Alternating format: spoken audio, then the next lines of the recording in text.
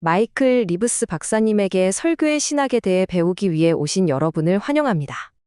요즘 설교에 대해 이야기할 때 우린 주로 어떻게 할 것인가에 집중하는 것 같아요.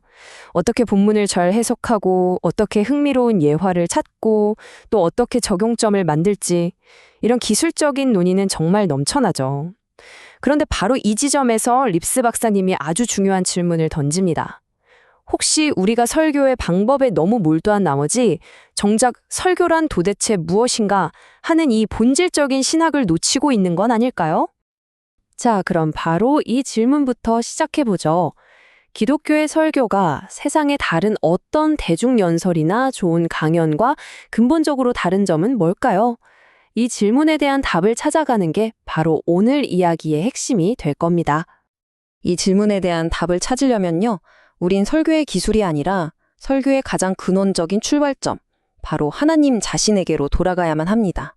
왜냐하면 설교의 본질이라는 게 바로 하나님의 본성 그 자체에 아주 깊이 뿌리내리고 있기 때문이죠. 여기 마르틴 루터가 한 말을 한번 보세요. 정말 강력한 이미지 아닌가요? 루터는 이렇게 말해요. 창세 전부터, 그러니까 이 세상이 시작되기도 전부터 삼위일체 하나님 안에서는 이미 대화가 흐르고 있었다는 겁니다. 아버지는 영원한 설교자로서 말씀하셨고 성령은 그 말씀을 듣는 영원한 청중이셨다는 거죠. 그러니까 핵심은 바로 이거예요. 설교는 우리, 인간에게서 시작하는 게 아닙니다. 바로 말씀하시는 하나님, 그분에게서 시작되는 거죠. 하나님은 침묵하는 분이 아니시잖아요. 태초에 말씀이 계셨고 그 말씀이 곧 하나님이셨죠. 그렇기 때문에 기독교 설교라는 건 그냥 말을 전하는 행위가 아니라 말씀하시는 하나님의 그 생명에 우리가 참여하는 것, 그리고 그분의 성품이 우리를 통해 확장되는 거라고 볼 수 있습니다. 자, 하나님께서 말씀으로 자기 자신을 우리에게 주신다. 이 사실을 받아들이면 설교에 대한 우리의 생각이 완전히 바뀔 수밖에 없습니다. 그 첫 번째 변화가 뭐냐면요. 설교는 절대로 단순한 정보 전달에 그쳐서는 안 된다는 겁니다. 이게 정말 중요합니다. 하나님은 당신에 대한 정보나 사실만 전달하시는 게 아니에요. 그분의 말씀이 선포될 때 그분의 임재, 그러니까 하나님 자신을 우리에게 주시는 겁니다. 하나님의 말씀은 그분의 살아있는 영광과 함께 우리에게 다가오는 그야말로 신적인 만남의 사건인 거죠. 이 차이를 더 잘 이해하기 위해서 역사적으로 있었던 두 가지 관점을 한번 비교해 볼게요. 먼저 추빙글리의 관점인데요. 여기서 설교는 과거의 진리, 즉 하나님의 말씀을 기억하게 도와주는 일종의 기념비 같은 거예요. 하지만 칼뱅의 관점은 훨씬 더 역동적입니다. 설교는 그냥 과거를 회상하는 게 아니에요. 바로 지금 여기서 들려오는 살아있는 하나님의 음성 그 자체라는 거죠. 존 칼뱅은 이렇게까지 말했습니다. 하나님께서 사람의 입을 통해 우리에게 말씀하실 수 있다. 이게 무슨 뜻일까요? 설교자가 성경에 충실하게 말씀을 선포할 때 듣는 사람들은 단순히 그 사람의 말을 듣는 게 아니라 하나님 자신의 말씀을 듣게 된다는 아주 강력한 선언인 겁니다. 자, 그렇다면 이렇게 말씀하시기를 기뻐하시는 하나님은 우리에게 도대체 무엇을 말씀하시는 걸까요? 그 말씀의 가장 중심, 그 내용의 핵심은 과연 무엇일까요? 이제 설교의 심장부라고 할 수 있는 그리스도에 대한 이야기로 넘어가 보겠습니다. 답은 아주 명확합니다. 성부 하나님의 말씀은 곧 그분의 아들 예수 그리스도이십니다. 하나님께서 자신을 드러내시는 유일하고도 모든 것을 포함하는 주제, 그게 바로 예수 그리스도라는 거죠. 따라서 설교의 유일한 주제 역시 예수 그리스도여야만 합니다. 한번 생각해 보세요. 성경 전체가 단 한 분, 바로 예수 그리스도를 가리키고 있잖아요.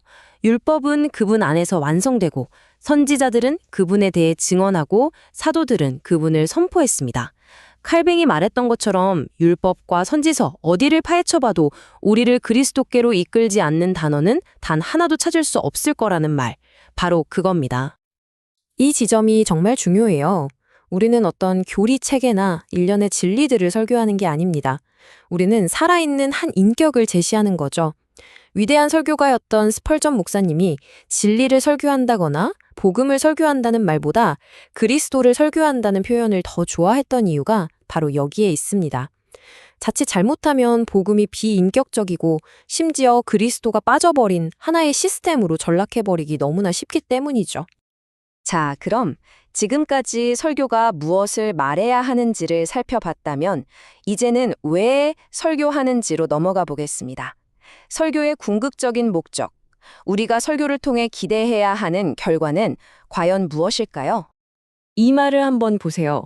하나님은 그분을 진정으로 사랑하지 않는 곳에서는 진정으로 알려지신 것이 아니다. 이게 무슨 뜻이냐면 설교의 목표가 단순히 지적인 동의를 얻어내는 데 있는 게 아니라는 겁니다. 마음 깊은 곳에서 우러나오는 경배와 사랑을 이끌어내는 게 진짜 목표라는 거죠. 왜냐하면 하나님은 너무나 영광스러운 분이라서 그분을 제대로 알게 되면 사랑하고 경배하지 않을 수가 없기 때문입니다. 맞습니다. 설교의 진짜 목표는 머리를 넘어서 마음을 사로잡는 거예요. 조나단 에드워즈는 이걸 거룩한 감정이라고 불렀죠. 설교는 듣는 사람의 가장 깊은 곳에 있는 욕망과 사랑을 변화시키는 것을 목표로 삼아야 합니다. 그러니까 그냥 정보를 나열하는 강의가 아니라 듣는 사람의 마음과 감정에 하나님의 말씀이 깊이 새겨지도록 하는 것. 그게 바로 설교라는 거죠. 자, 그럼 지금까지 이야기한 모든 것들을 한번 종합해 볼까요? 이제 이걸 바탕으로 설교자와 설교의 분위기에 대한 아주 실제적인 적용점들을 살펴보겠습니다. 결론적으로 이 모든 것을 종합했을 때 설교의 참된 목표는 무엇일까요? 그건 바로 사람들을 주님을 경외하는 자리로 이끄는 것입니다. 이것이야말로 설교가 도달해야 할 가장 높은 정점이라고 할 수 있겠죠. 여기서 주를 경외한다는 말을 오해하면 안 됩니다. 이건 하나님을 무서워하거나 두려워한다는 뜻이 전혀 아니에요. 오히려 그 반대입니다. 이것은 하나님의 그 장엄한 위엄과 선하심, 그리고 그 놀라운 은혜 앞에서 느끼는 기쁨과 사랑, 그리고 떨리는 경이감을 의미하는 거예요. 이것이 바로 모든 경건의 영혼이자 핵심입니다. 이러한 설교의 신학에서 우리는 설교자의 세 가지 중요한 책임을 발견할 수 있습니다. 첫째, 말씀을 선포하기 전에 설교자 자신이 먼저 하나님을 향한 경외감을 깊이 경험해야 합니다. 둘째, 아들의 얼굴에 나타난 하나님의 영광, 다시 말해 그리스도를 있는 그대로 온전히 드러내야 합니다. 그리고 마지막 셋째, 듣는 이들의 감정을 변화시키는 진정한 예배를 목표로 삼아서 마음을 움직여야 한다는 겁니다. 이 말은 정말 뼈아프게 들릴 수도 있는 진리입니다.